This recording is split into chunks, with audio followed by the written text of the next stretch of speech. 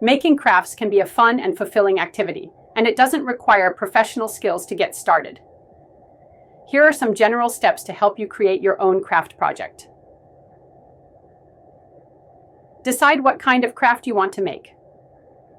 Some popular types are paper crafts like origami, card making, and scrapbooking. Wood crafts such as simple carving and building small items. Fabric crafts including sewing, knitting, and embroidery. Clay and pottery like sculpting and air-dry clay crafts.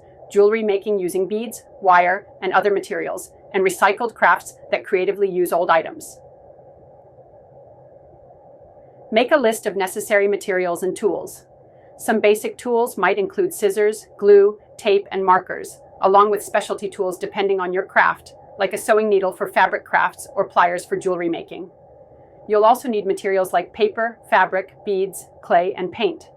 Look up ideas or tutorials online, such as on YouTube or Pinterest, where you'll find step-by-step guides and inspiration for many craft projects.